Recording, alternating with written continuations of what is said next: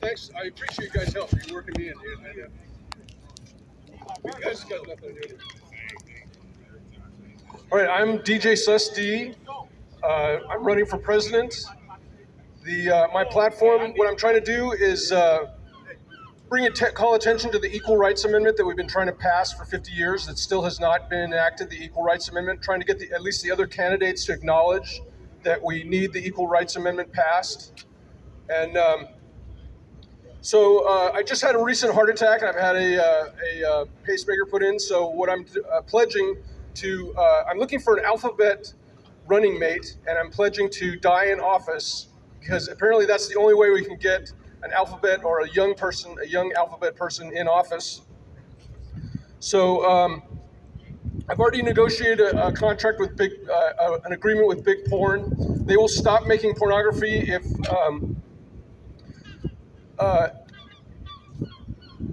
if we solve the world's problems. And I've made the same offer to Ben Affleck, Justin Bieber, and Dick Cheney. If they stop making pornography, if we solve the world's problems, maybe they'll stop making pornography too. I'm anti-corporate, and I'm kind of winging it here because they put me on it at the last minute. So I've witnessed I've studied corporate malfeasance since I was at the WTO in 1999, and I've watched the outsourcing of jobs.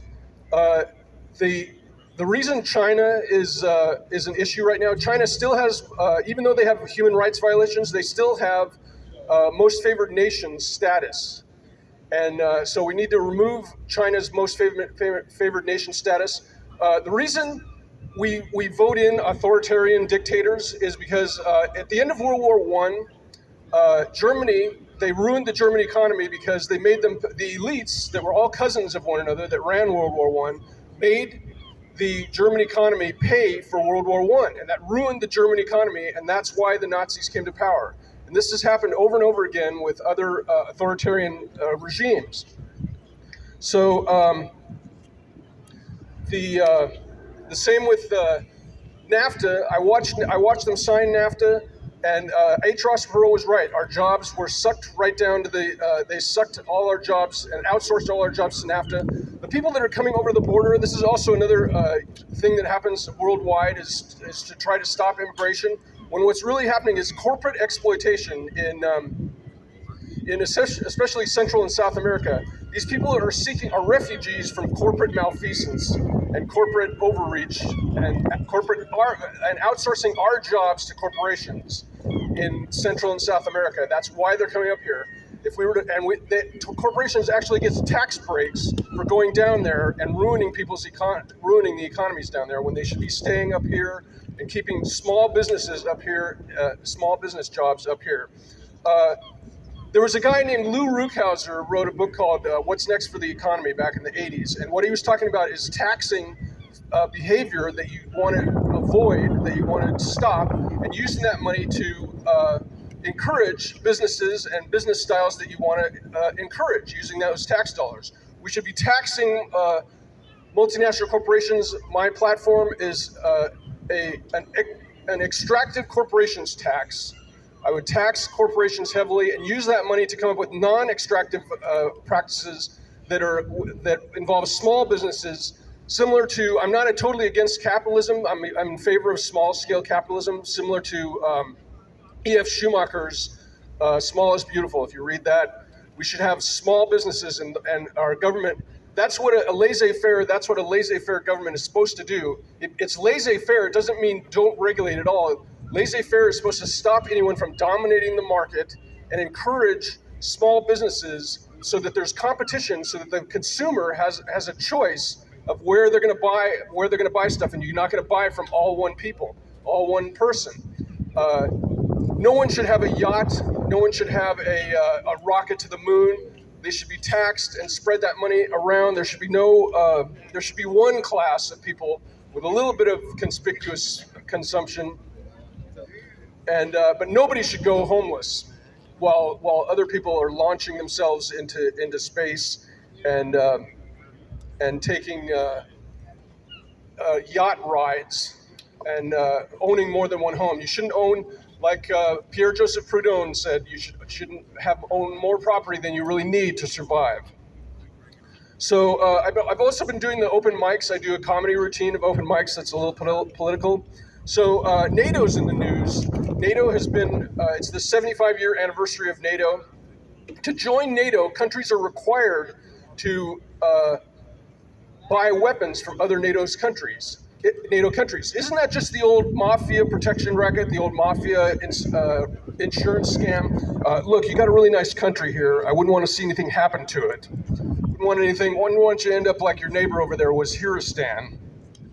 So Theresa May is no longer the Prime Minister of England. She got up there one day and said, let's seize the assets of the Russian oligarchs that are sitting in the Bank of England.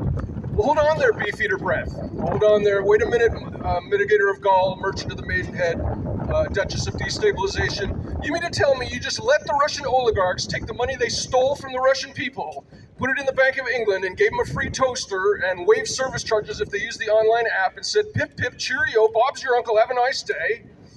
They shot her out of there faster than a British burrito supreme. You can't be telling people that the Bank of England is the biggest money launderer in history. Ixnay on the Ushinray anime team. So I think I have a way of ending nuclear war.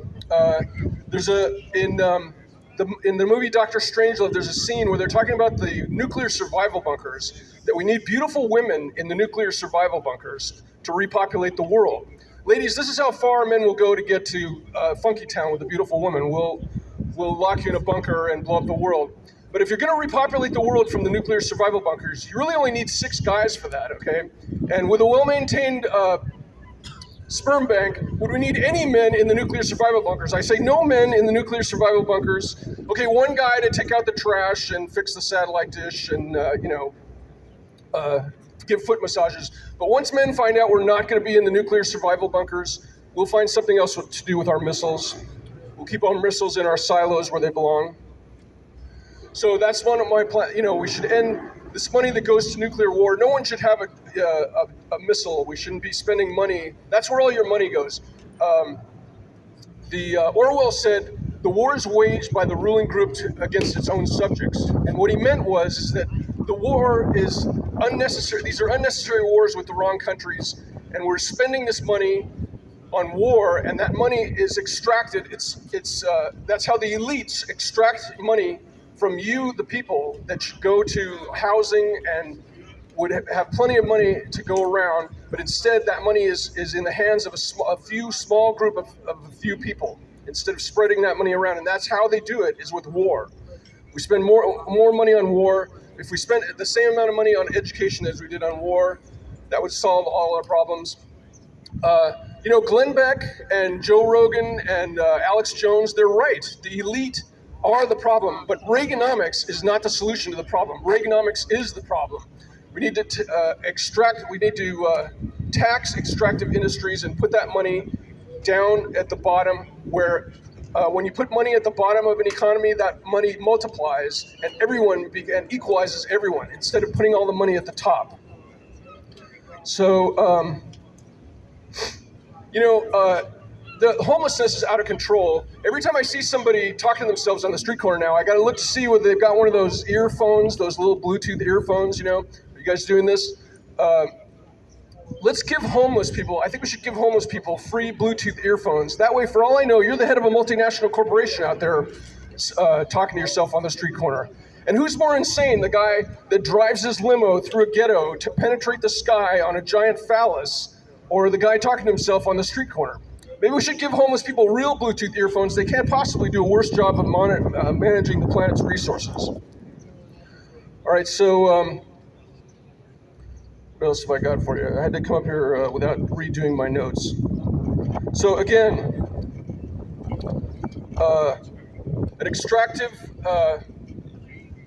I'm calling for a tax on multinational corporations. The other thing is, the commons, rich people, Bill Gates and them use the commons more than you and I do. That's why we had a progressive tax rate at the end of the Great Depression, because they use the services more than we do. They should pay more taxes.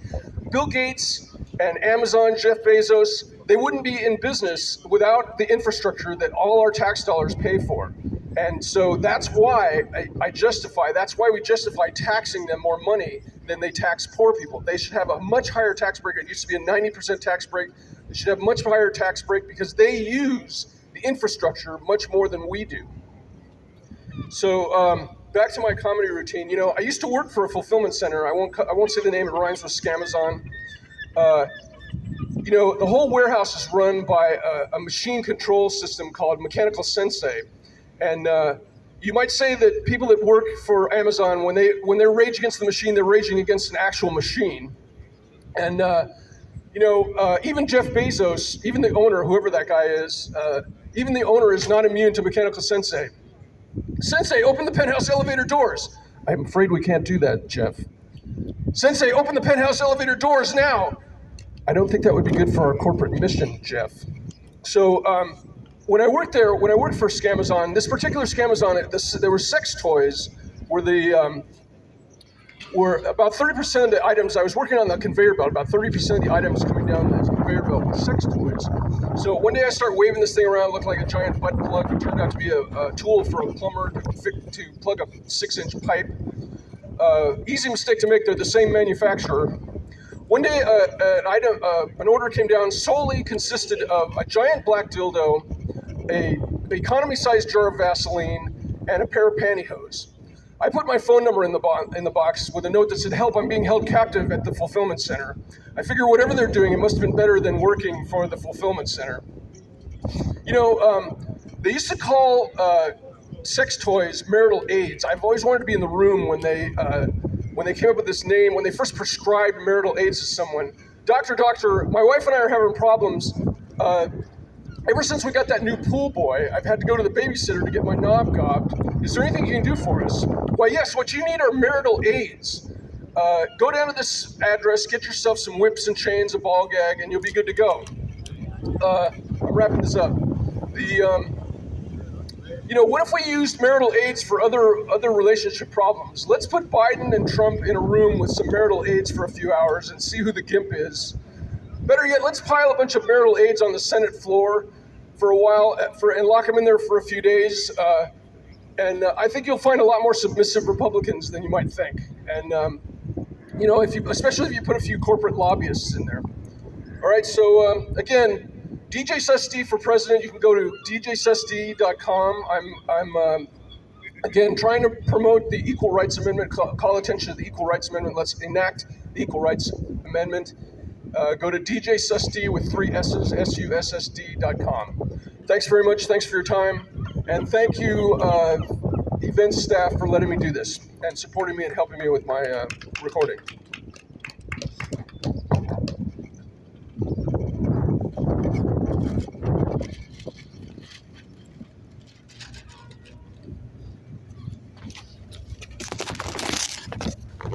And thank you guys for your support there. Thanks for coming out.